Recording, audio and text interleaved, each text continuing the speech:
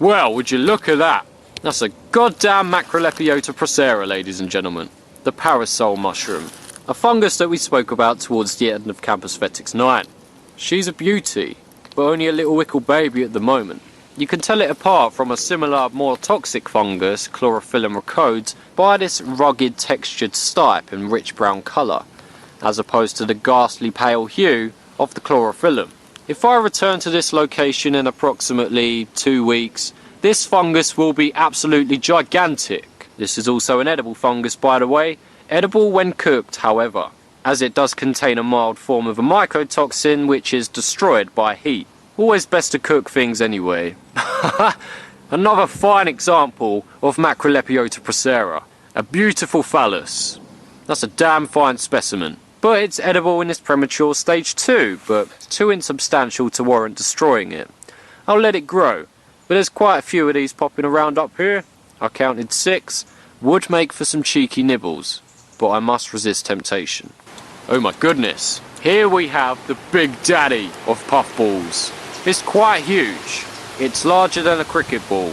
This is a puffball, but not just any puffball, however. The giant puffball, Calvatia gigante. This is an edible mushroom. Sometimes there's an easy way to find out whether it's edible or not. Cut it open. If it's white on the inside, then it's good to go. Shell down. If it's discoloured, no longer a brilliant white, then don't eat it. Simple. Not much else to say about puffballs, but I'll show you the insides of one in a moment. Here's another one that was growing close by, although it looks like the birds have been at it. Edible though, if I wanted to salvage it, because it is still pure white in the centre, has not discoloured. Taste and texture, it tastes like mushroom flavoured cheesecake, that's my description of it. It's very soft, there's no bite to it whatsoever. I personally don't like it though, because it reminds me of tofu. Tofu is fucking awful. Here's another little one, pretty cute. But this is quite a small size for a giant puffball. If this was left to grow, which unfortunately it was not, looks like it's been stirred or kicked up by something, then these would grow to be the size of basketballs. Absolutely ginormous. But that's a hell of a find. Sad that it's been kicked up though, as I'd love to show you how large they can get. It's a two-handed job to lift it, but an interesting find nonetheless. If they're white inside, good to eat. If they're discoloured, no longer good to eat. I'll show you some other species of puffball later in the video. Here we have a much more typical puffball, quite a pretty little fella. But one way to find out if it's edible is to cut it open. So bear with. Oh yeah, baby. That's it. Well, immediately you can see it started to discolour a bluey purple colour. That's a puffball you wouldn't want to eat unless you wanted to experience nausea and stomach upset. They won't always bruise this blue colour though, however. They often bruise yellow, sometimes brown and sometimes black. But to sum up puffballs in a nutshell, if it ain't white, it ain't right. And in this moment, you shall discover why they are called puffballs. They puff. They chug out a thick plume of spores. That's what the white flesh disintegrates into, spores. Squeeze a developed puffball, you get a puff of spores. Pretty fascinating, albeit disgusting, but hey, that's why I wear gloves, so I can handle these kind of things. This too is a different species of puffball than the 2 previous ones we mentioned. We'll get to that a bit later. Oh my goodness gracious, could this be the infamous destroying angel, Amanita Virosa? One of the deadliest, incredibly poisonous mushrooms out there. Closely related to, and just as deadly, as the death cap, Amanita phalloides. The answer is, no, it's not. It's totally harmless. This is not an Amanita, this is an Agaricus, which is a totally different genus of fungi, although they do share some of the same taxonomical features like this skirt around the stipe. That's known as an annulus, or annulus. Sounds Egyptian, it's memorable. You, the viewer, are familiar with the Agaricus genus of fungi, whether you know it or not, because the Agaricus genus of fungi are host to the types of mushroom that you buy in supermarkets. Button mushrooms and portobello mushrooms, for example. The proper name for that mushroom is Agaricus bisporous. How about that? This fungus though is to an Agaricus. The species, however, not particularly easy to identify on the fly. Three particular species that come to mind are Agaricus avensis, known as the horse mushroom, Agaricus campestris, known as the meadow mushroom, or Agaricus silvicola, the wood mushroom, which, considering where I am right now, I'd go with that. But not necessarily so, it's a hard life, they all look the same. All the aforementioned species though are indeed edible. But they do have a toxic look-alike that belong to the same genus, Agaricus amphidermis. One taxonomical feature of that toxic look-alike is that it bruises yellow when it's cut or damaged. Although there are edible species within the Agaricus genus that bruise yellow as well, so you know, it's a hard game with Agaricus. Gotta know your shit. Really gotta know your shit, because the lookalikes from different genuses are usually the Amanitas. And here we have what's arguably the most common genus and species of puffball that you'll typically encounter in the woodlands. This is the gem-studded puffball. Gets that name from all the spiky bits that are littered over the peridium. Latin, Lycoperdon perlatum. How's the inside? All white. Good to go if you fancied the mushroom cheesecake. Big old batch right here. The entirety of its contents are edible if you really wanted to eat it, but wouldn't recommend eating the peridium raw or the outer layer raw. That's the dirty bit.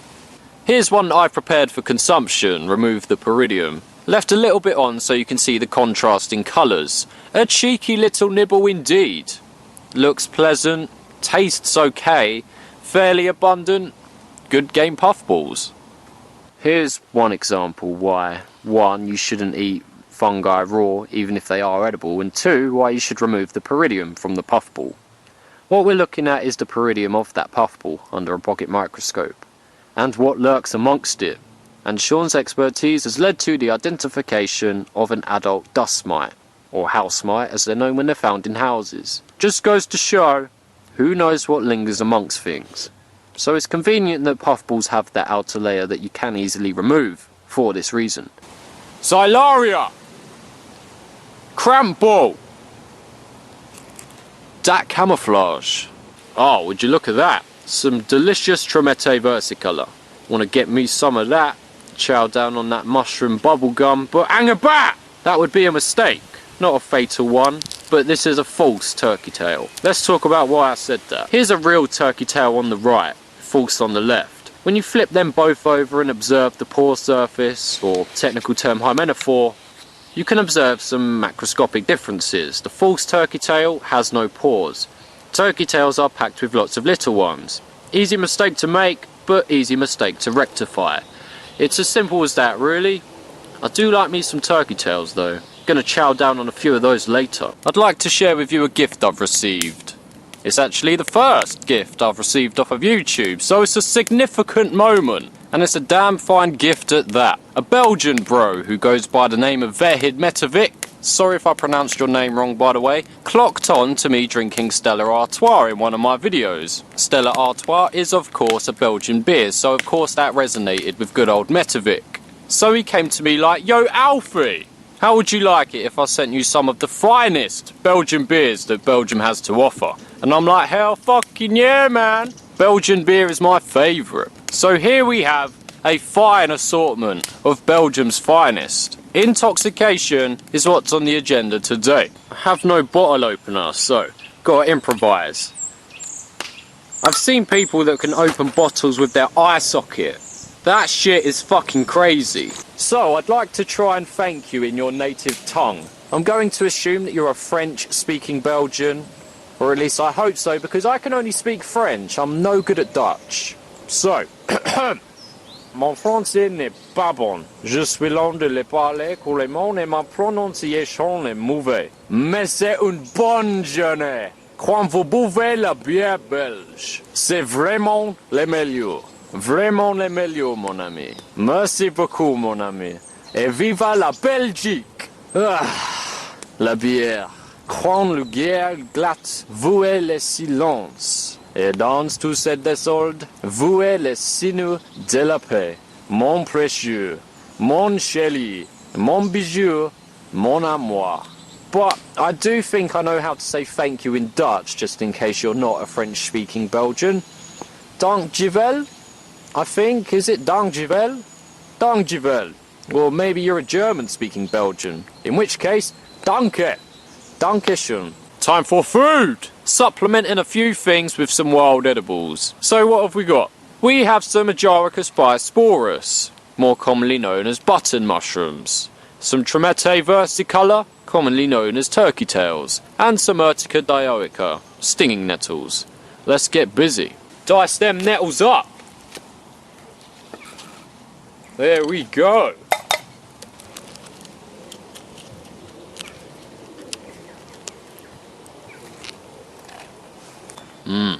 See you on the flip side, brother. Say goodbye to those rubberized handles. Take that off. Give it a stir. We're getting there. We're getting there. That's looking like it's done. Well played. That clump of stinging nettles. Whoa, bro, look at that. That's a leaf, suspended in the air by a piece of a spider's web. Or it's a possessed demonic sigil and I'm going to get brutally arse raped and murdered any second now. Regardless of the outcome, can't help but admire the aesthetics of it. Oh, would you look at that, Cletus? That's a damn fine pretty leaf.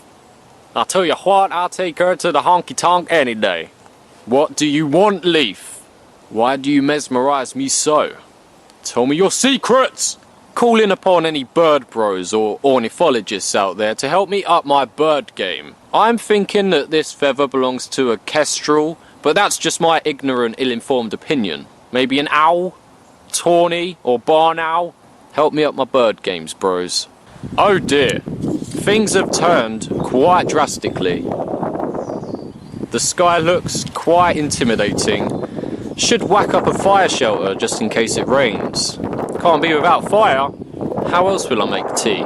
Before we get dunked on by Mother Nature, one more thing I want to cover, heading back into that meadow. Returning to Malva moschata, the Musk Mallow.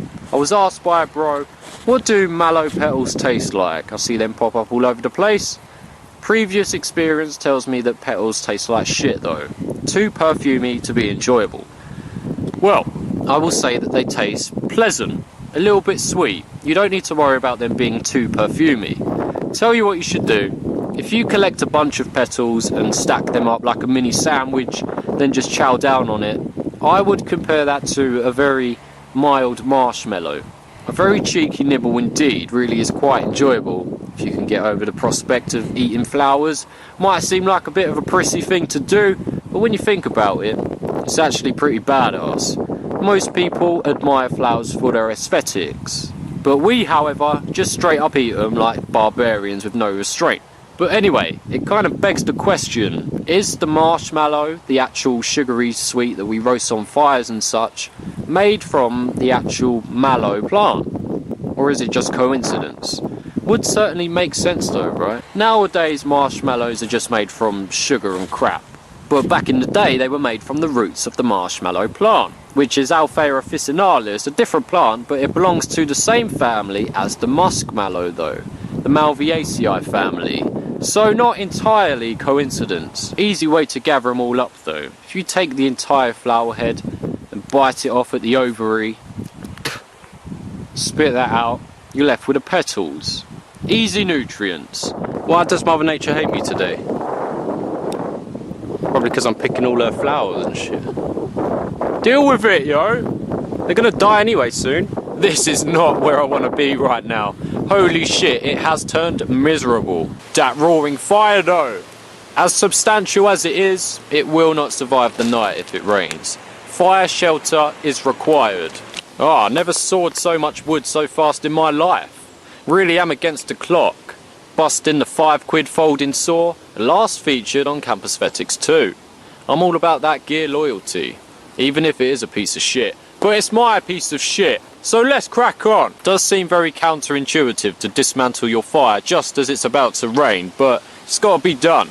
Don't want to build my fire shelter over the flames. That's dangerous. Here's the prototype, just working on the log arrangement at the moment though. That burnt stick will obviously be swapped out for a more suitable stick, just a trial run at the moment. A few more thick logs, better arrangement of said logs, and we'll be good to go. Nice. Don't worry, fire. You'll be safe tonight. Good size. Probably gonna make a little door there, and I'll add some protection to the sides too. Let's get busy. It's looking good, man. It's looking good. Beat the clock. With the exception of that little gap in the corner, I'll sort that right out. Come at me, Mother Nature. My defences are impregnable. As an extra layer of protection, I'll be covering the outside with carpets of moss, providing I have the time to complete it. Found a little baby Rasula adjacent to the fire shelter. I'd love to sit and chat about Rasulas and lactarius milk caps, but, you know, that incoming thunderstorm. Sorry, bros.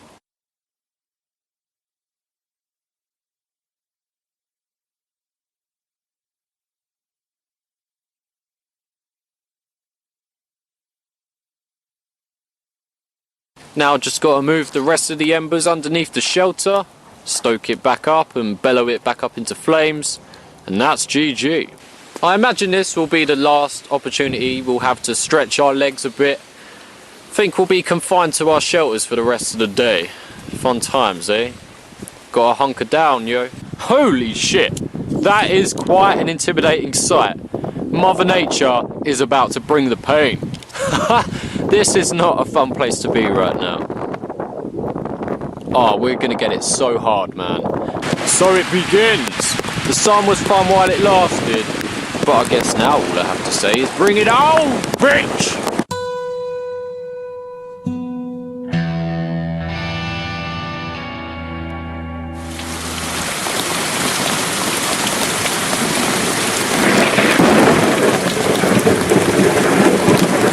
Fucking hell, bells! Holy shit!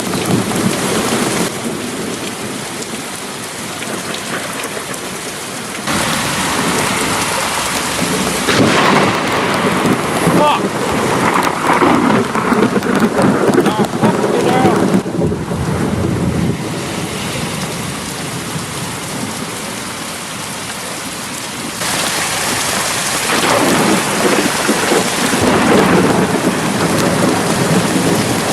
Oh my god.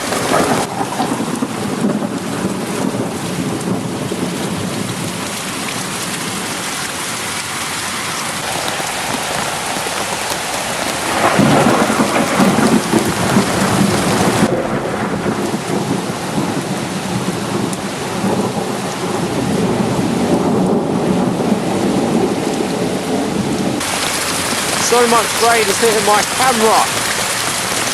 Oh, give me a break, man. It's a bit wet out here, boys. Just a little bit. Very refreshing, though.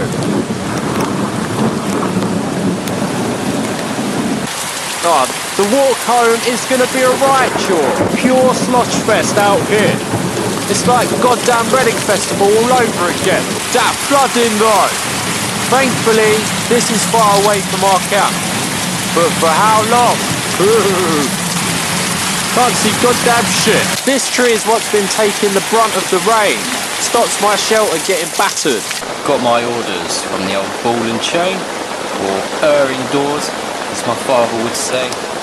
Kinda had to put an end to filming prematurely thanks to the old thunderstorm. But the silver lining is that I have fresh water delivered to my front door.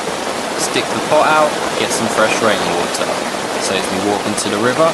Thank you, Mother Nature. Green tea.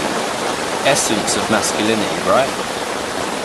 Organic honey, courtesy of Amanda, harvested from the beehive she keeps in her back garden. I'd hate to live next to you, girl. And fish oil completes the elixir of the gods. I don't eat the capsule, squeeze that oil in. GG. Quick inspection of the fire shelter. Inside's totally dry. Those moss tiles doing work. The fire's not roaring, but we've still got embers and a bit of flame. Well played. Such a satisfying feeling, keeping a fire going in a thunderstorm. Simple pleasures, man. Gives you cut, boy. Funny how things turn out. You go from sipping coffee in the sunshine to drinking ashy tea in a thunderstorm. Variety is the spice of life, I guess. Well chuffed with this fire shelter though. Kept my fire going through the rain. Some people get very ill after drinking rainwater fresh from the sky. Why? Is the rain dirty? No, absolutely not. Unless you're capturing it from a factory polluted sky. The rain is clean, but the issue comes from the vessel many people use to capture the rainwater, namely the tarp or the rainfly. Tarps are absolutely filthy if you think about it. It's probably the only piece of equipment that never gets washed. You pack it away, it's dirty. You unpack it when camping, it's dirty. It's dirty when it drags across the floor. It's dirty when the wind blows shit all over it all day, both figuratively and literally. Capturing rainwater on your tarp to channel it down into your canteen, that's why many people get sick from drinking rainwater. Pro tip. And on that bombshell, it's time to end. Thanks for watching, and good night!